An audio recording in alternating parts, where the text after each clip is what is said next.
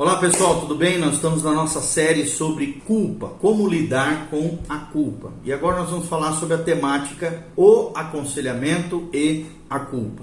Como é que nós, conselheiros, pessoas que estão ajudando outras pessoas, você que é amigo de alguém que está sofrendo com a questão da culpa, podemos ajudar as pessoas com relação a isso? Nós já falamos uma breve introdução, já falamos dos tipos de culpa que existem, os efeitos da culpa, e agora o tema é o aconselhamento e a culpa. Continue conosco, que a graça e a paz de Jesus venha sobre a tua vida. Nós estamos baseados no Salmo 32, versículo 3, 4 e 5. A Bíblia Sagrada diz: enquanto calei, os meus pecados envelheceram os meus ossos, pelos meus constantes gemidos, sofrimento todo dia, porque a tua mão pesava de dia e de noite sobre mim, o meu humor, o meu vigor se tornou em sequidão de estio, ou seja, em outras palavras, murchou. Confessei-te o meu pecado e a minha iniquidade não mais ocultei, disse ao Senhor: confessarei ao Senhor as minhas transgressões, e tu perdoastes a iniquidade do meu pecado. Como é que nós podemos aconselhar e ajudar as pessoas que estão sofrendo com a questão da culpa? O conselheiro cristão, o terapeuta, o ajudador de pessoas, o ministro do Senhor, leva uma vantagem em relação aos incrédulos, aqueles que não têm Deus, quando nós aconselhamos pessoas que se sentem culpadas. Por quê? A culpa é uma questão moral e os sentimentos de culpa surgem de fracassos morais. Então são poucos os programas seculares de treinamento, de conselheiros, que discutem, infelizmente, essas questões morais. E o conselheiro, por exemplo, que não crê em Deus, precisa de alguma maneira lidar com valores como perdão, redenção, questões teológicas relacionadas sobre as quais ele pode ter pouco conhecimento e nenhum treinamento formal. Ou seja, o incrédulo não tem muito conhecimento sobre esses valores do reino de Deus que lidam e curam a questão da culpa, e não existem muitos treinamentos com relação a isso. Então as abordagens psicológicas se baseiam apenas em ajudar as pessoas a expressar a ira, a raiva, ou tentar fazer reparações, diminuindo seus padrões e expectativas e melhorando o seu desempenho e entendendo o seu próprio comportamento, o comportamento humano. Então, na melhor das hipóteses, essas soluções são simples, tapa-buracos, que raramente produzem mudanças permanentes, eternas na vida das pessoas. E é um engano supor que a culpa é apenas um sintoma que pode ser facilmente eliminado, como se fosse apenas uma doença, uma patologia, algo psicológico, através desses métodos naturalistas que não funcionam na sua essência. Então, num livro bastante controverso, o psicólogo, por exemplo, Robert Maurer, afirmou que os indivíduos ficam doentes na mente, na alma e talvez até no corpo, por causa de culpas reais não confessadas e não expiadas. Segundo esse autor, a doença mental é, na verdade, uma doença moral, que só pode ser curada por meio da confissão a outras pessoas significativas e da restituição. Embora esse livro de Maurer atacasse algumas doutrinas cristãs fundamentais, como, por exemplo, a expiação substitutiva de Jesus e o conceito do pecado original, a natureza pecaminosa e o pecado de Adão, seu trabalho confrontou conselheiros e pastores, fazendo-os reconhecer o papel central do pecado e do perdão no aconselhamento. Uma década mais tarde, o psiquiatra Carl Menninger expressou ideias semelhantes num livro com o título intrigante chamado Whatever Became of Sin. Whatever Became of Sin. Significa, traduzido no português, o que aconteceu com o pecado. Infelizmente, esses livros foram escritos dentro de uma perspectiva humanista. Embora tenham usado uma linguagem teológica, não reconhecem os princípios bíblicos sobre que nós lemos aqui no Salmo 32, o princípio da confissão, o princípio do perdão e o princípio da justificação. Então, todo conselheiro cristão, toda aquela pessoa que realmente quer ajudar alguém com relação aos efeitos da culpa, a problemática da culpa, que se dispõe a ajudar as pessoas com sentimentos de culpa, precisam ter esses conceitos em sua mente, em seu coração e na sua fala, para realmente ajudar as pessoas. Então, primeira coisa muito importante é a compreensão e a aceitação. Compreensão e a aceitação. Ou seja, pessoas que têm sentimentos de culpa frequentemente se condenam e esperam ser condenadas pelos outros. Por isso, podem chegar para o conselheiro com uma atitude de autodefesa e de autoacusação. Por exemplo, com perguntas como essa: o que você pensa a respeito de pessoas que caíram no pecado? Talvez elas perguntem. Como é que você se sente quando essas pessoas se arrependem e se mostram determinadas a mudar? Qual é a sua reação quando parece não haver consciência do erro e nenhum traço de vergonha ou tristeza? A atitude de Jesus deve ter surpreendido, por exemplo, na Bíblia nós vemos a mulher apanhada em flagrante adultério. Ela era objetivamente culpada pelo fato, pelo adultério, pela traição. E talvez já se sentisse culpada, mas Jesus não era como os hipócritas, como os fariseus, como os legalistas, como os religiosos da sua época. Tá? Então nós vemos claramente que ela era culpada, talvez se sentisse culpada, provavelmente, mas Jesus era diferenciado. Ele não desculpou ela do seu pecado. O que ela fez foi evidentemente errado, mas conversou com ela cordialmente e disse-lhe para não pecar mais. Ou seja, nós como cristãos, conselheiros cristãos, terapeutas cristãos, devemos fazer o mesmo.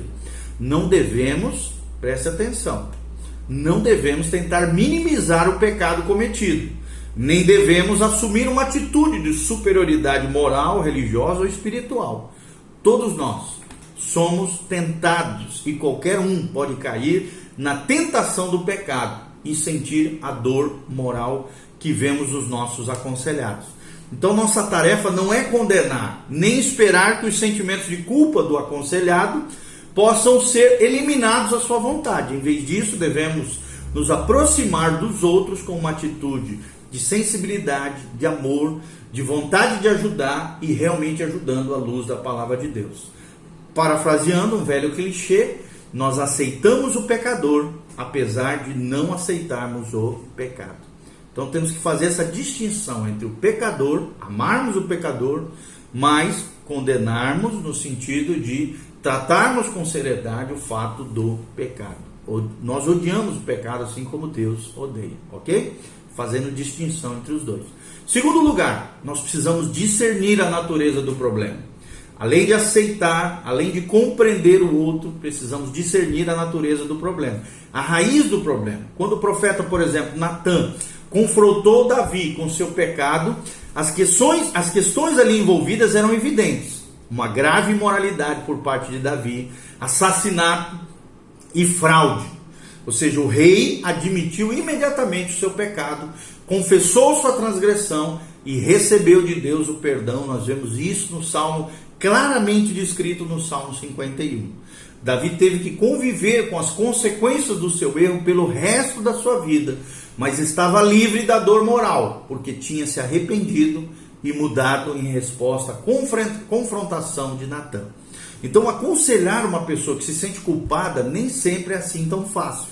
Algumas pessoas não sabem porque se sentem culpadas. Outras admitem sinceramente as suas ações e pensamentos errados, mas os sentimentos de culpa permanecem. E nós precisamos ajudá-los a lidar com isso. Às vezes, encontramos pessoas que infringiram a lei ou feriram outra pessoa, mas não demonstram tristeza ou remorso, o que é ainda pior para a vida daquela pessoa. Então, muitas vezes, essas pessoas podem ser ajudadas se conseguirem entender as forças internas que exercem influência sobre elas. Você pode discutir questões como as que nós vamos falar agora, incentivando as pessoas a darem exemplos específicos para isso. Perguntas como essa, preste atenção. Existe alguma coisa na sua vida que está fazendo com que você se sinta culpado? Pergunte para ela. E pergunte o que é essa coisa. Segunda pergunta, como é que você lidou com os sentimentos de culpa em ocasiões anteriores? É a segunda pergunta importante. Terceira, o que foi que o ajudou naquela época e o que foi que o atrapalhou naquela época? Quarta pergunta, quais eram os conceitos de certo e errado dos seus pais? Você acha que as exigências dos seus pais eram altas demais, a ponto de você nunca conseguir alcançá-las? Pergunte para ela, porque às vezes a pessoa tem uma criação exagerada por parte dos pais quanto à questão moral, legal, espiritual ou legalista. O que acontecia também quando você fracassava na sua infância, na sua adolescência, com relação a essas exigências exageradas? O que a sua igreja ensina sobre o que é certo, o que é errado e sobre esse fato que você falhou? Havia uma ênfase bíblica clara para esses ensinos dos seus líderes, dos seus pastores, da liderança espiritual sobre a sua vida? Pergunte para ela. Existe alguma coisa que faz os outros se sentirem culpados, mas com o qual você não se incomoda? O que é isso que não te incomoda e que os outros consideram como culpados? Então, perguntas como essas, que nós estamos dando exemplo aqui, nos ajudam a entender por que os nossos aconselhandos, se sentem culpados, e permite que você também, eu e você, descobramos os mecanismos de defesa, as reações de autocondenação, o medo de punição, reações físicas ou outras reações ligadas à culpa, como nós já falamos no vídeo anterior sobre os efeitos da culpa. Isso também pode ajudar os aconselhandos a reconhecer eles mesmos como é que os seus sentimentos de culpa foram gerados a partir da instrução moral que receberam. Perguntas como essa, por exemplo: será que a pessoa está tentando atingir alvos impossíveis? É uma pergunta que nós temos que pensar, nós como conselheiros. Como é que ela reagiria e o que poderia acontecer se os alvos não fossem alcançados? Outra pergunta importante: será que os seus padrões estão de acordo com os ensinamentos da Bíblia? Outra pergunta importante: será que o aconselhando entende o que a Bíblia diz sobre o perdão? E aí nós podemos ler o Salmo 32 como nós lemos. E é aqui que o discernimento sobre a natureza do problema se mistura com os ensinamentos de natureza espiritual. Terceira maneira de nós ajudarmos alguém que está sofrendo com culpa é através da educação moral. Ou seja, às vezes a pessoa vai ter que eliminar os ensinamentos errados e se reeducar de forma moral dentro do ponto de vista de Deus. Devemos ajudar então os aconselhandos a reexaminar os seus conceitos de certo e errado, seus valores morais, os valores e princípios que regem o reino de Deus. E isso pode levar muito tempo, é necessário às vezes um discipulado. Algumas pessoas se sentem culpadas por causa de coisas que a Bíblia não diz que são pecados. Outras já têm valores morais que violam frontalmente os padrões bíblicos. Nós devemos sensibilizá-los acerca desse fato, desses erros grotescos à luz da palavra de Deus.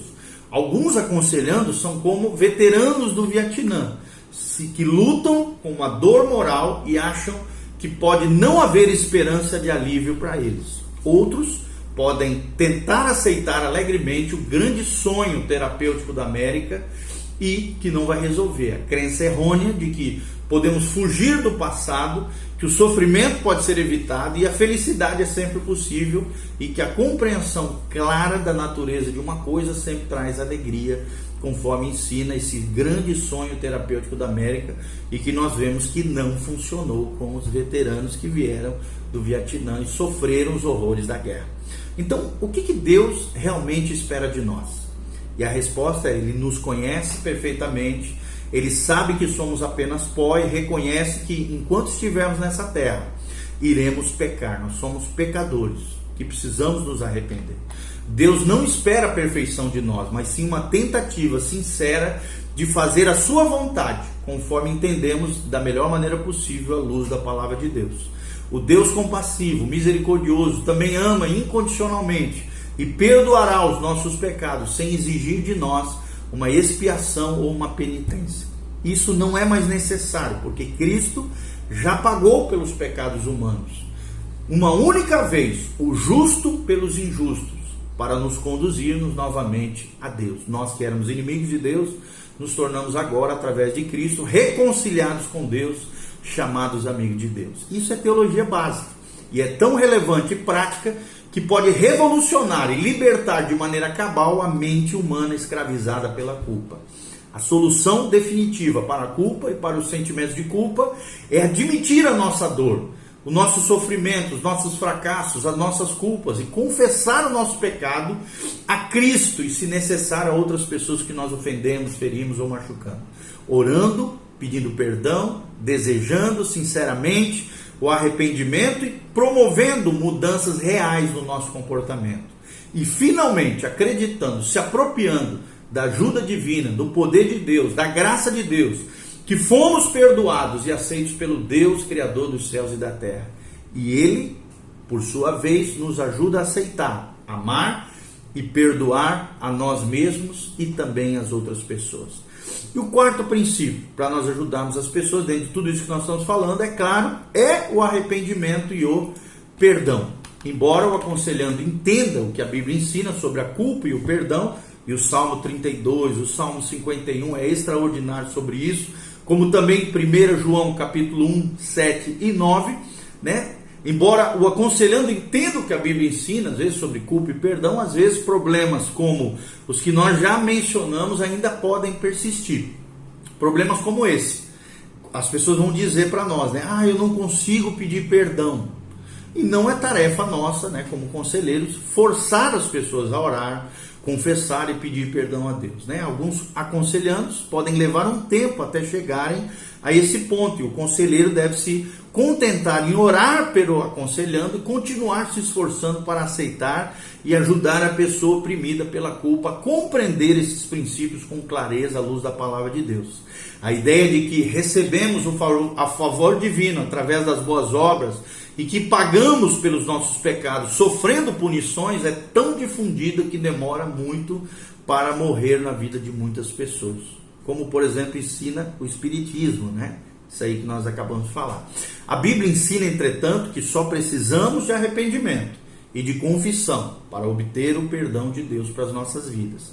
A falta de compreensão desse princípio fundamental do cristianismo tem feito com que inúmeras pessoas, inclusive muitos cristãos, tenham sentimentos de culpa que levam a preocupações, a depressão, a perda da paz interior, o medo, a baixa autoestima, a solidão, a sensação de afastamento de Deus. Segundo problema, né, dentro do arrependimento e perdão, é a pessoa dizer, eu não me sinto perdoado. Não me sinto perdoado é o segundo problema. Então, quando pedimos aos outros que nos perdoem, às vezes não nos sentimos perdoados. Por quê? Porque na verdade não fomos.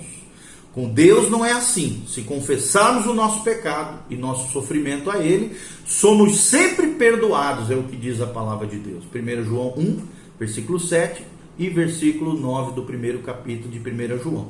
Os sentimentos de culpa podem não desaparecer de uma hora para outra, mas nossos aconselhandos podem descansar na segurança da palavra de Deus, de que estão perdoados.